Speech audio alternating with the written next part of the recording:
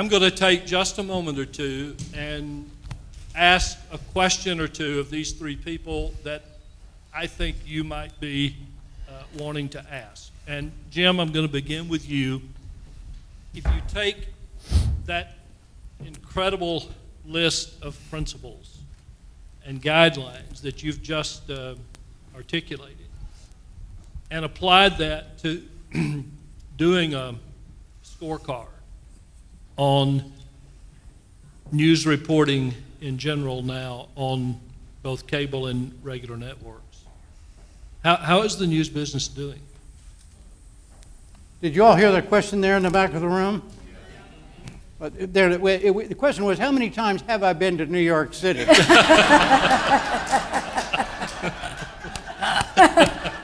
Oh, Welton. There are some elements in journalism that follow all of those rules. And there are some elements that never even heard of those rules and wouldn't follow them if they did. There's no one form, there's no one journalism. In fact, as we speak, that is what's going on. There are all kinds of journalism. Good journalism, bad journalism, and all kinds of things in between. The thing that troubles me the most is the one guideline that is critical to me, which is the line between the three legitimate forms of journalism, which is straight news reporting. And then that's one. Second is analysis. In other words, what happened? All right, analysis, what does it mean? And number three, what is my opinion or what is somebody else's opinion? What should your opinion be? That's opinion journalism. It's also, these are all very legitimate things. But they should be done by three separate people or wawas, whatever. Should not be done by the same folks. And the lines between those three categories are disappearing in a way that I think is not good. And it is confusing, and it's not helpful to the overall process of having an informed electorate, et cetera, et cetera, et cetera. So that to me, of all those things that are happening, the violation of that rule, the separation of fact, analysis, and opinion, and labeling them is, to me, the most grievous thing that's going on right now. Let me press it just a little more. You've just you've done this new book on presidential debates, right, which is so good. How do you feel about the way the presidential debates now are unfolding in the Republican primaries, and what would be your counsel as we move into the election year? Well, see, I've been on your show before, so I get to ask the questions. First of all, let me say one thing, Welton, about the politics thing. I've had very few direct conversations with God. Most of them have been in heart surgery operating rooms. But the few times I've talked to him, he never said a word to me about running for president or anybody else who he or she thought should run for president. The debate situation right now among look, you got to remember there are two sets of debates here. The primary debates are designed to weed the field. And just think back, in 2008 there were 40 of them. 40 primary debates, because we had no incumbent, no Republican or Democratic incumbent. And when the Democratic debates first began in 2008, the worst debater on the stage was Barack Obama. Chris Dodd was a better debater. Joe Biden was a better debater. Hillary Clinton was a better debater. But by the second debate, Obama got a little bit better. And the third debate, he got even better and better and better and better, et cetera. In the Republican, this time, you had, and everybody knows this, it happened before everybody, Rick Perry, he announces and he skyrockets to the polls. He's in the first debate, boom. He bombs, he goes down.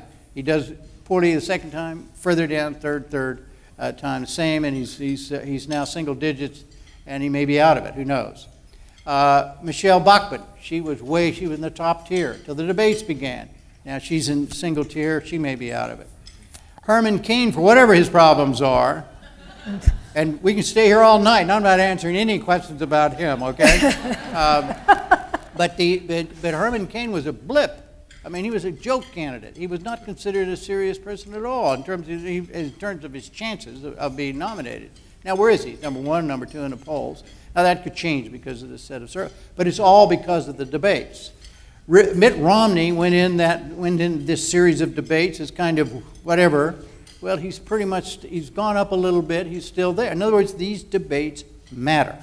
Now, are they terrific debates? Some of them are, some of them aren't. I said to somebody the other day that they've experimented with a lot of formats, and I think that's terrific. One of these days they're going to have one. Okay, candidates, everybody go underwater and hang by your thumbs, and we'll ask you some questions. And I mean, they've tried everything. And my problems with them have to do with I have two major problems with them, is having audiences. They turned into pep rallies and all of that. I think that is it hurts the whole process. They're not allowed. Any noise, no noise is allowed in these national debates, whatever. The national debates are an entirely different category. The ones that I moderated, they're all about. They're at the end of the campaign. They're usually in late September, early October, and they're designed. They have all kinds of purposes, but separating the candidates on the issues is not one of them. That's already happened. The polls show that most of these debates, by the time these debates come, over 90% of the people already decided for whom they're going to vote or are leaning. So the purpose of those debates is take the measure of the individual. Can you imagine this person sitting behind a desk in the Oval Office, making a decision about sending Americans into harm's way, or reacting to another Katrina, or reacting to another 9/11? Presidencies are about the unexpected. Campaigns are about the expected. So they talk about lockboxes and Social Security, and it didn't come up again, after they're elected because some huge thing happens. Barack Obama, he spent his whole 3 years of his administration dealing with jobs and the economy and the financial crisis. It didn't even come up during the campaign because the financial crisis didn't happen until September and whatever. Look at George W. Bush, same thing, because of 9/11. And so there are two different purposes: primary debates and the general election debates. Long answer, sorry about that. No, that's great. Jane, given your incredible vision of interfaith understanding and mutual understanding and cooperation, do you feel positive or negative about where we are in that regard? And I have to ask, because of where we are in it, is the media helping or hurting in that regard? Well, I think it depends on the day the story is out about whether the media is helping or hurting. But I loved what Jim said about you have to be an optimist. I said something about Verna Dozier earlier. She used to say to me, despair is never the response of the faithful Christian person. So speaking as a Christian person, I see great strides in interfaith work. As I say, just in my own life, I can say this, I don't think I will embarrass him, but our daughter converted to Judaism, and she and her husband are sitting here tonight. And she took me out to dinner. Why she took me out by myself without my husband, I'm not quite sure. But she said to me, she's a lawyer, and this was when she was getting ready to get engaged to this young, wonderful man, and she said, I want you to know that Mike and I are going to get married, but I'm going to convert to Judaism. I was bishop at the time, and she said, I don't know exactly how that's going to affect your life professionally. And she said, but Mom, how many times have I heard you stand in a pulpit and say you believe there are many avenues to God? Now I want to know whether you believe it or not. The fact is, more and more that is happening, that people are standing in pulpits, on bemas, and where people come together. I am optimistic about it. I'm not despairing. There's another person here tonight who makes a statement about that all the time, and that's our current presiding bishop, the Most Reverend Catherine Jeffrett Shorey. She speaks for us, the Episcopal Church. She's the first female presiding bishop in the Episcopal Church. She's the first primate in the worldwide Anglican communion, female primate in the Anglican communion. She never hesitates to be on those platforms with people of other faith traditions, welcoming them, respecting them, saying that we want to be in conversation. Do we always agree? No, we don't. But I am convinced that people are beginning to understand, because like my children are going to school with people who have different belief systems. I'm sure it's more true in Washington, D.C. than it is in Winona, Mississippi. I'm not foolish enough not to think that. But it's very hard these days not to have interaction with people who come from a different religious tradition. Right. Yeah. And so that's my great hope, is that that's what is happening, and that people are speaking out, and that children are, like David Dixon, taking our hand and leading us into these places that we might not have wanted to go. You mentioned Imam Magid, and I should have said, you saw his name on the program this evening. He had a conflict and simply couldn't get here, or he would have been here along with Bishop Jeffrey Shorey to do another invocation. Chely, I think the question that I get asked most about you is the question I'm going to pose to you, even though you and I have talked about it.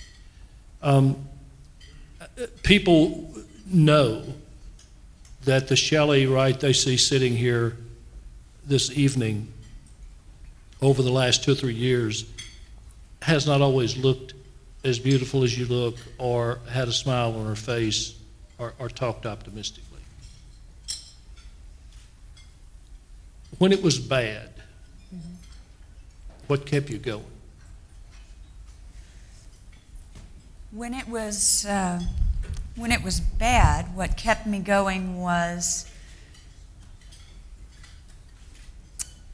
love for lots of things in my life, music and friends and family, and I think a pure love of myself, which came from a spiritual knowing. You know, something that's quite, we see it a lot in the LGBT community. A lot of young LGBT folks tend to walk away from their faith. And I liken that to a playground experience. You all remember being in 3rd grade. You remember going outside and being chosen for the kickball team, and they line kids up and they choose that kid and that kid and that kid and that kid. And then somehow there's one kid that never gets chosen, and he never gets to play. And I liken that to the experience of a young LGBT person, in that you go to your church service or your house of worship repeatedly and you're told, well, you'll never get to play. You'll never get to fit in. You're not one of us. You'll never get to play kickball. You'll never get to worship the Lord in quite the fashion that we get to do, because God likes us better. And I see a lot of young folks eventually feel like they have to choose these parts of themselves, and they walk away from their faith practice. And I fortunately did not.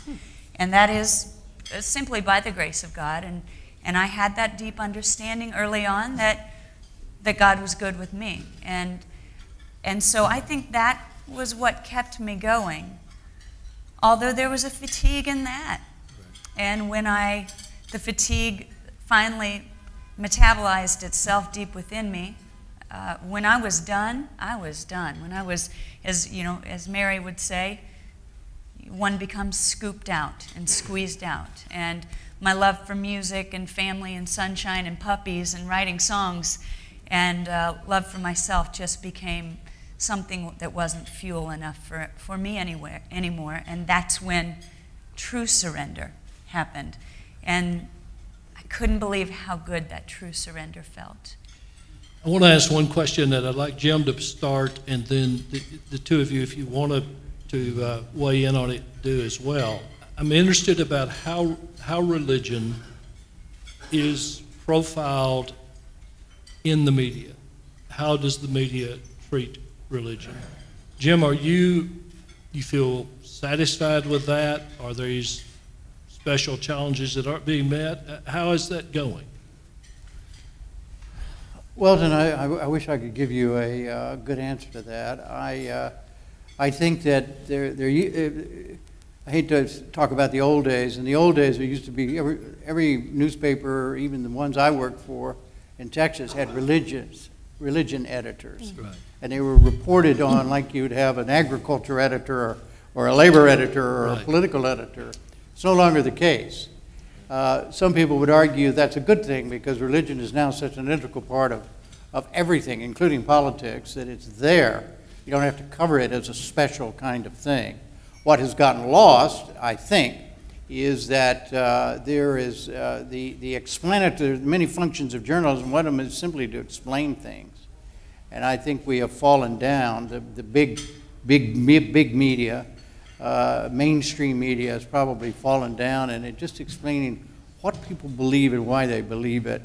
I think that's 99% of the problem. About it's something. The unknown is always a little bit off-putting, and I think as a matter of journalism, we need to do a better job in doing that. And of course, religion is now. There's so many people killing each other in the names of religion, various religions, and defending themselves in the names of religion. It can't escape. It's always in the news. But what is missing are those second and third, fourth, I would call backstory stories that are not being told. Yeah. What do you all feel? Well, to just follow what Jim said, I think that it's very hard to give a theological explanation to something in a soundbite. And to talk about what the Bible says about homosexuality.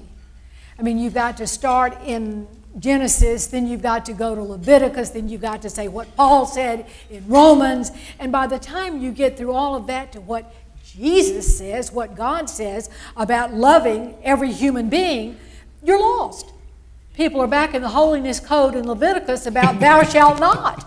And so that, for me, has been one of the real challenges when people have asked me from the media to say, to talk about something that I believe in, why I stand for what I stand for, how can I come for that from a biblical or a scriptural basis. It's just very difficult to do that in, say, 2 sentences.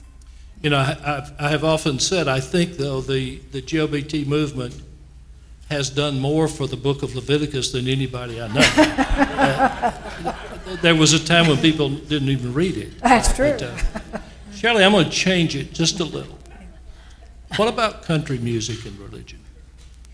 Yeah, country music and religion have a long and very close-knit relationship. But as you know, you said earlier, they do have quite a margin for beer drinking, rebel rousing, as my Aunt Char would say. There are margins for certain behaviors that you would never talk about in a house of worship. So there's a paradox happening within the community of country music. But there seems to be an understanding of, a misunderstanding, however, that you can't be a person of faith and be gay, and certainly you can't be on the Grand Ole Opry stage and be a person like me. And as the great Peter Gomes said in a documentary I was so glad to be associated with the documentary. He was, you all know who Peter Gomes is. Yes. I think he passed this past year. Right. But he said he was talking in that great, beautiful voice in which he spoke. And he said that in the 60s, when he came out as a man of faith, a leader in the faith community, and a gay man, he said, when people would implore me, you cannot be that. You cannot be a gay Christian. They don't go together. And the journalist said, well, what did you say, Mr. Gomes? How did you respond? And he said, I offer my life as evidence to the contrary. And that's kind of, you know, that's what my coming out has served to do. I was uniquely positioned in my community of country music, and if they think that they hadn't bought the record of a gay person and stood in line for my autograph. Well, I offer my life as evidence to the contrary. Okay, we're on a television set. You have an earphone, and the producer is saying you have 1 minute. Each of you 1 minute. What's next? I mean, to sit here with the three of you is an incredible honor, and I could talk all night, but I don't want to look at the past right now. I want to look at the future. Answer it however you wish. National, personal, ecclesiastical, whatever. What's next? And Jane, let's begin with you.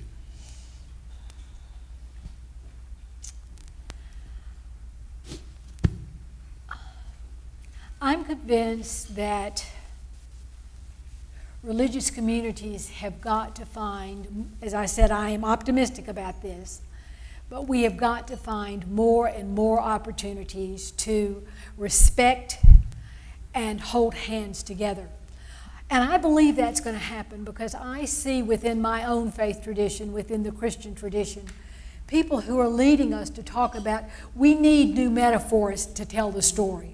We've got to be courageous enough to know that some of the things, the way we've told the story, people are not hearing that, they're not living that.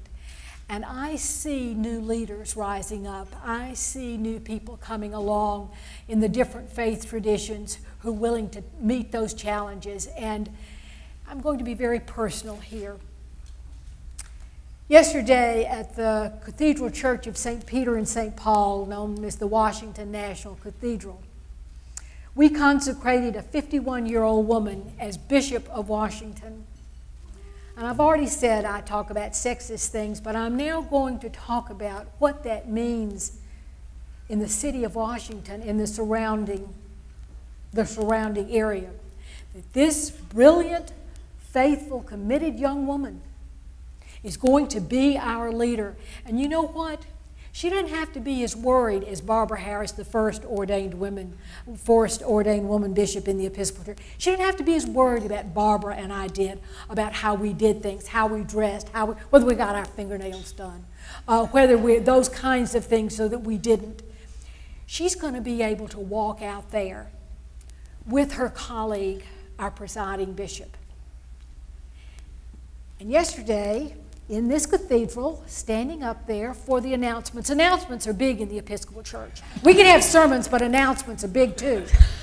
And standing there in front of God and everybody were three women.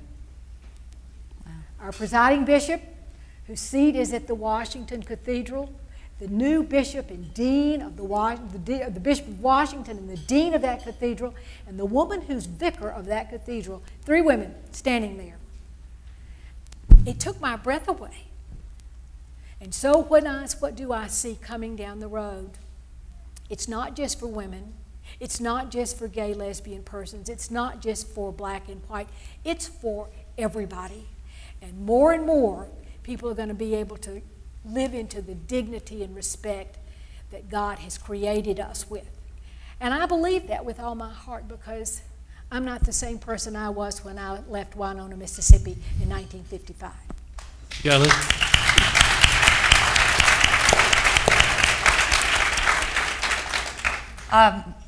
Wow. It is, of course, a tremendous honor to be on I don't know why I'm on this panel. I'm still trying to figure out what the heck I'm doing up here. You know, Jim said earlier about civil discourse and about the discussions that we collectively get to experience on the NewsHour. And he said, you listen, and you listen, and you listen some more. And in a world of technology where, you know, I have Twitter and Facebook, I have all these ways of communicating with my public, manners have gone out the window. And humanity has gone out the window in some circumstances, and they are emulating what they see in a lot of journalism. It does seem that when we see a news program, the entire point is to pit them against one another and start a fire and get them to argue. I know I've been invited on news programs, and they've The producers have sought me out and asked me to take a contrarian's position on things that I said, well, I don't know that I feel, I'll be honest about my feelings, but I have no intention of socking anybody in the face on TV, although I know that they would like to see that because it makes for better TV. I think that we need to encourage a new generation to listen and to not interrupt, and to assume that everyone we meet, as you said, are as good and well-intentioned and optimistic as we are. I do know one thing in my 41 years on the earth. It's hard to grow, but it's going to be a whole heck of a lot more difficult if we don't grow. I agree with that. Jim? I would just add, there was a guy called Thomas Jefferson, and I paraphrase, when they finished it all, what they created this democratic society, this new country in Philadelphia, he said, guys, and I'm paraphrasing here, but they were all guys. He said, look, guys, we've created this democratic society, a really nifty thing, but it isn't going to work if we don't have an informed population and an informed electorate. And they did not create any device, any institution for making sure we did have an informed electorate and informed population, except the free press. And we are now in a state of revolution within the free press. There's all this information. You just named all the new technology, the tweets and the Twitters and the wah-wahs and the wits and this and all that sort of stuff. That's terrific. However, we have there is a revolution in there, and we're in the middle of it, and all you have to ask Muammar Gaddafi about how neat it is to be in the middle of a revolution. Those of us who are in the middle of this are still trying to, we have got to come to grips with the ideas, these technological ideas, and use them to help the public become better informed, and the public is going to have to work harder, is going to have to use all this information. Is anything you want to know, you can now know. And all you have to do is want to know it, and you've got to be motivated to want to know it. And I believe that the functioning of this country is motivation enough. If we continue to talk with those of us who are in journalism, but those of us who, all of us are in journalism one way or another, and more so now than ever before. We're all talking about things. We're all transmitting information and opinions and all that. Sometimes about things we don't know anything about. But we've got to harness this information revolution in a way that that helps us govern better, and I think it's going to happen. I think we're in the middle of it, and it's rough and it's easy to criticize, and I'm more critical than anybody else about it. But we're getting there, and you know why? Because we must. Because we must. We must.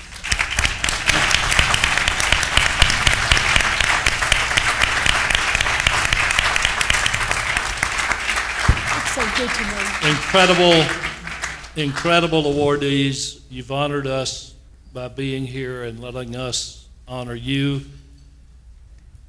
Friends, we need each other. That's why I'll close tonight like I close every edition of State of Belief. You all take care of each other. Good night.